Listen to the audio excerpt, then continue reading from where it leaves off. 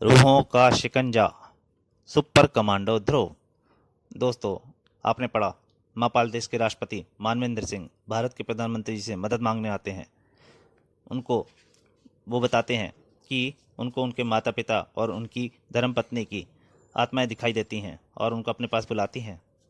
तो इसके उनको कुछ शक है। वो कहते हैं ये ऐसा नहीं हो सकता, ये किसी उनके खिलाफ कोई षड्यंत्र है। तो इसके लिए वो भारत के प्रधानमंत्री से मदद मांगते हैं और इसके लिए वो सुपर कमांडो ध्रुव की सहायता लेते हैं। सुपर कमांडो ध्रुव उनके साथ जाता है और ध्रुव को भी उन्हीं समस्याओं का सामना करना पड़ता है। उसे उसके पिता श्याम और माता की आत्माएं दिखाई देती हैं और जब वो उनका पीछा करता पहुंचता है तो एक कापालिक मिलता है जो ध्रुव को आत्माओं से बचाता है और ध्रुव उस कापालिक को अपने साथ महल ले आता है। अब उसके आगे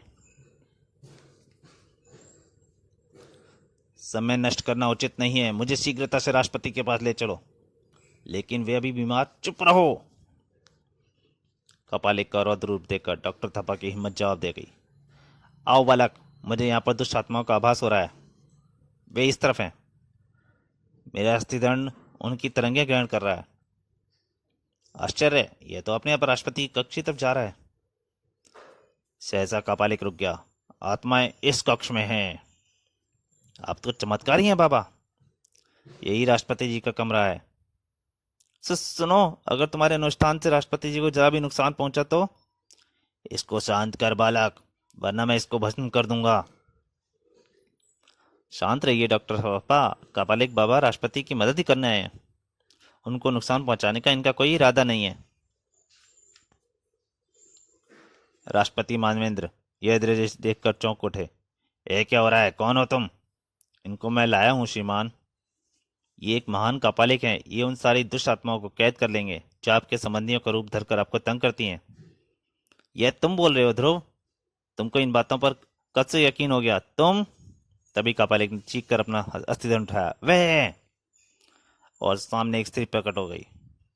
और वह मेरी पत्नी और मेरे पिता। तुम्हारा खेल खत्म हुआ गंदी आत्माओं। अब तुम अपनी भयंकर अंजाम के लिए तैयार हो जाओ। कपालिक का हाथ हवा में उठा, लेकिन वे दोनों रहस्यमय आकृतियां सिर्फ हंसी। हा हा हा। और उनके जुड़े हुए हाथों से एक पीली किरण निकली और कपालिक चीख कर दूर जा गिरा। आई! कपालिक क्रोध से पागल हो गया। तुम्हारी ये हिम्मत! मैं अभी तुमको भस्म। जुड़े हुए हाथों से रोशनी की एक और पीली किरण निकली। इस बार का वार और ज्यादा ताकतवर था। आओ! दोनों आकृतियां फिर से हंसी और गायब होने लगी। ये दोनों तो गायब हो रही हैं। ये आत्माएं बहुत शक्तिशाली हैं। मैं इस तरह से इनको वश में नहीं कर सकता। डॉक्टर थापा और राष्ट्रपति जी भी यह घटनाएं देखकर प्रभावित हो गए। तो फिर ये कैसे वश में आएंगी महाराज? इसके लिए मुझे इसी कक्ष में राष्ट्रपति के साथ एकांत में एक विशेष अनुष्ठान करना पड़ेगा। उससे मुझको वह शक्ति प्राप्त होगी जिससे ये आत्माएं मेरे वश में आ जाएंगी। कहिए, आप लोग राजी हैं? हाँ हाँ, मैं एकदम तैयार हूँ। जो कुछ चाहिए बताओ, मैं सब ला कर दूंगा। तुम्हारा क्या कहना है बालक? मुझे तो सिर्फ इतना कहना है कि अब तुम्हारा खेल खत्म हो गया कपालिक। कपालिक पल भर में सारी स्थिति समझ गया। तो यह ले। आहा! लेकिन ध्रुव अब इस नाटक को और आगे बढ़ने देने के मूड में नहीं था। धड़ाक! ये घुसा है मेरे माता पिता की असली आत्माओं से खिलवाड़ करने के लिए, और ये राष्ट्रपति जी को पागल घोषित करने की साजिश के लिए। और इन दो घूसों के साथ एक घूसा बिल्कुल मुफ्त। अब माफी मांग राष्ट्रपति जी से और अपने गंदे मुंह से बता कि तू कौन है। लेकिन ध्रुव यहीं पर गलती कर गया, क्योंकि राष्ट्रपति मानवेंद्र के पैरों पर गिरा कपालिक तेजी से उठा या और उसने अपनी कमर की खाल से एक लंबा चाकू निकाला। और अब अगर 1 इंच भर भी हरकत की तो राष्ट्रपति का गला रेत दूंगा। तुम्हारी यह मजाल! तुमने राष्ट्रपति जी को हाथ लगाया? उससे भरे डॉक्टर थप्पा आगे बढ़े और राष्ट्रपति जी चीख उठे। उनके गले से खून की एक पतली लकीर नीचे की ओर बह चली। यह सिर्फ नमूना है दोस्तों, अगली बार पूरा चाकू गर्दन में घुसेड़ दूंगा। अब माननीय राष्ट्रपति जी मुझको मेरे हेलीकॉप्टर तक आदर सहित पहुंचाएंगे। मैं अपनी स्कीम पर इस तरह से पानी नहीं फिरने दूंगा। तभी न जाने कैसे बगल की टेबल पर रखी एक भारी मूर्ति अचानक हिली और कई किलो का वजन कपालिक के हाथ पर आ गिरा। चाकू उसके हाथ से छूटकर दूर जा गिरा। ध्रुव ने यह सुनहरा मौका नहीं गंवाया। डिशुम आए। आप राष्ट्रपति के गले का घाव देखिए डॉक्टर थापा, इस पाखंडी से मैं निपट लेता हूँ। बस करो आई, बस बस, नहीं तो मैं मर जाऊंगा। सच सच सच सच बताएगा कि नहीं बोल। मैं सब सच बता दूंगा, सब बता दूंगा। हाय मेरी नाक। डिशुम, ये आखिर कौन है ध्रुव? श्रीमान, यह है भेड़ की खाल में छिपा भेड़िया। जनरल बिलाल तुम हो? तुम कपालिक हो? जनरल बिलाल, लेकिन फिर वे आत्माएं, इसके बारे में नगाखराम खुद ही बताएगा। बोलो।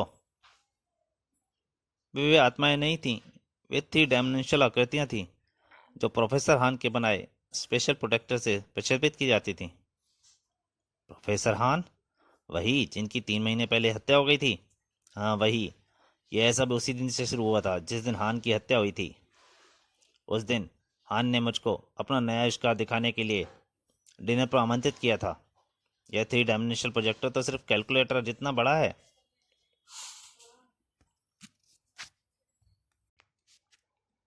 हाँ हाँ हाँ, लेकिन जनरल, तुम इतने से बड़ी सिर्फ 4 प्रोजेक्टों की मदद से पूरी सेना से मोर्चा ले सकते हो। वह कैसे?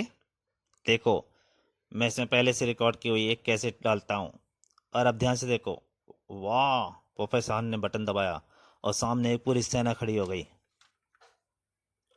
क्या कोई कह सकता है जनरल की असली सिपाही नहीं बल्कि उनकी चलती फिरती थ्री डायमेंशनल इमेजेस हैं? यानी 3 आयामी आकृतियां?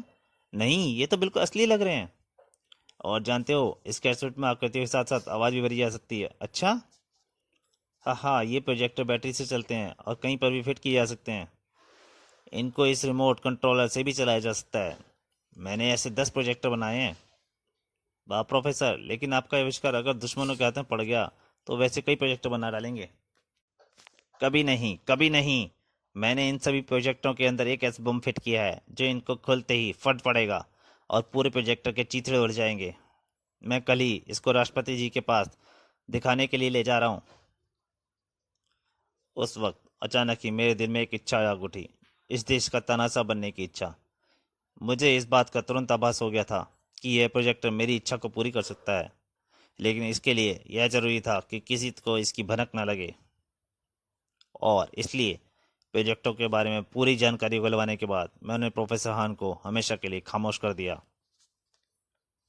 मेरी स्कीम राष्ट्रपति को उनके मरे हुए संबंधियों की 3 आयामी आकृतियां दिखाकर पागल घोषित कर देने की थी, ताकि देश में संवैधानिक संकट उत्पन्न हो जाए और मैं सेना की ये सत्ता संभाल लूं।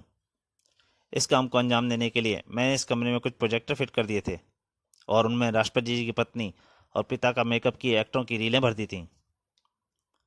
राष्ट्रपति का निजी सचिव मानसून मेरा आदमी था। वह कमरे के बाहर खड़ा होकर रिमोट कंट्रोल के जरिए 3 आयामी आकृतियां की भूत भूत बनाकर पेश करता रहता था। 1 मिनट जनरल, कल राष्ट्रपति जी की पत्नी की आकृति जो उनको दिख रही थी वह मुझे क्यों नहीं दिखी? इस प्रोजेक्टर में कई अलग अलग तरह की आकृतियां प्रोजेक्ट की जा सकती हैं। इनमें से कुछ खास किस्म की आकृतियां एक स्पेशल शीशे के जरिए देखा जा सकता है। इन स्पेशल शीशों को मैंने राष्ट्रपति के चश्मे में फिट करवा दिया था, इसलिए वे आकृतियां सिर्फ उनको ही दिखती थीं। ओ तो ये बात थी। बोलते जाओ जनरल, बोलते जाओ।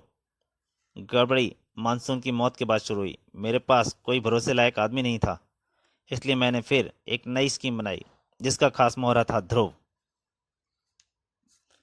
इसके कमरे में रखी इसके असली माँ बाप की फ़ोटो के अनुसार मैंने एक्टरों का मेकअप करके कुछ रीलें तैयार की और फिर इसके कमरे में प्रोजेक्टर फिट करके उनमें वह रीलें भर दी। फिर जैसा मैंने सोचा था वैसा ही हुआ। ध्रुव अपने माँ बाप की आकृतियों का पीछा करता करता वहां तक आ गया जहां पर मैं कपालिक के भेष में इसका पहले से इंतजार कर रहा था। इसको अपने प्रभाव में लेकर वहां तक पहुंच गया। इस अस्थिरण में छिपे रिमोट कंट्रोल के जरिए मैंने इस कमरे वाला सारा नाटक किया। और वह अनुष्ठान अनुष्ठान तो सिर्फ एक बहाना था। दरअसल मुझे राष्ट्रपति जी को एकांत में दबोचने का मौका चाहिए था, ताकि मैं उनकी हत्या करके गायब हो जाऊं। लेकिन यह काम तो तुम कभी भी कर सकते थे, क्योंकि राष्ट्रपति कक्ष पर तो तुम खुद हमेशा पहरा देते थे। यह इतना आसान नहीं था।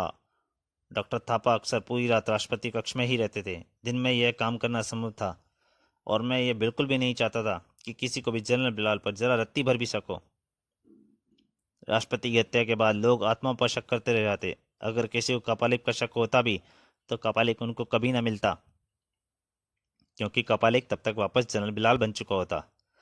वाह, तुमने मेरी हत्या की कोशिश की तो जरूर की बिलाल, लेकिन तुमने जो स्कीम बनाई वह काबिल तारीफ थी।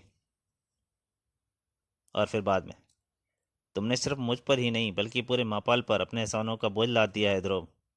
एहसान कैसा श्रीमान, यह तो मेरा कर्तव्य था। जो भी कह लो, लेकिन तुमने 2 ही दिनों में यह सब कैसे कर दिखाया। शक तो मुझे पहले दिन ही हो गया था, जब आपके कमरे में की गोल टेबल अपने आप पलट गई थी। जब मैंने उसके पाए में एक धागा बंधा देखा तो मैं समझ गया कि किसी ने बाहर से डोरी खींचकर टेबल को पलटाया है। बाहर आकर मानसून को भागते देखकर मेरा शक और पक्का हो गया। मैं समझ गया कि इन आत्माओं के पीछे आदमियों का ही हाथ है। शुरू में मेरा सारा शक नागफन भंडारी और डॉक्टर थापा पर था। मेरा ख्याल था कि चूंकि आत्माएं सिर्फ आप ही को दिखती हैं, इसलिए वे किसी दवा का नतीजा भी हो सकती हैं, और ऐसी दवाएं आपको सिर्फ डॉक्टर थापा ही दे सकते थे। लेकिन कल रात को जब मुझे भी आत्माएं दिखाई पड़ी तो मेरा विचार एक झटके में बदल गया। मैंने तय किया कि मैं भी ऐसा दिखाऊं जैसे मुझे आत्माओं पर यकीन हो गया है। मेरी योजना सफल भी रही। कपालिक के रूप में जनरल बिलाल ने भी यही समझा कि उसके चक्कर में फंस गया हूं, लेकिन असलियत यह थी कि जनरल बिलाल मेरे चक्कर में फंस गया था। जनरल बिलाल को तुमने पहचाना कैसे? मैं और डॉक्टर थापा तो उसको बिल्कुल नहीं पहचान पाए। तुरंत तो उसको मैं भी नहीं पहचान पाया था, क्योंकि जहां तक मैंने उसको कपालिक के रूप में देखा था वहां काफी अंधेरा था और उसने मेकअप भी काफी अच्छा किया था। लेकिन जब मैंने उसको राजभवन की रोशनी में देखा तो पाया कपालिक के माथे की ऊपर वाली खाल का रंग बाकी चेहरे से काफी गोरा था, ठीक वैसा ही जैसे धूप में हमेशा टोप पहनने से हो जाता है। यह गौर करते ही एक झटके में उसको पहचान गया। मेरा रहा सा शक तब दूर हो गया जब वह राजभवन में घुसकर बगैर रास्ता बताए सीधे आपके कक्ष तक पहुंच गया। यह सब तो स्पष्ट है ध्रुव, पर एक बात मुझको अब तक समझ में नहीं आई। कौन सी श्रीमान? कि वह भारी मूर्ति अपने आप कपालिक के हाथ पर कैसे गिर गई। मुझे तो ऐसा लगा जैसे किसी ने उसको गिराया था, लेकिन किसने? इस सवाल का ध्रुव के पास भी कोई जवाब नहीं था। तो दोस्तों, ये कहानी यहीं समाप्त होती है। अगर अच्छी लगे तो प्लीज़ लाइक कीजिए और ज़्यादा से ज़्यादा शेयर कीजिए, ताकि ये कॉमिक आगे बढ़ सके। धन्यवाद।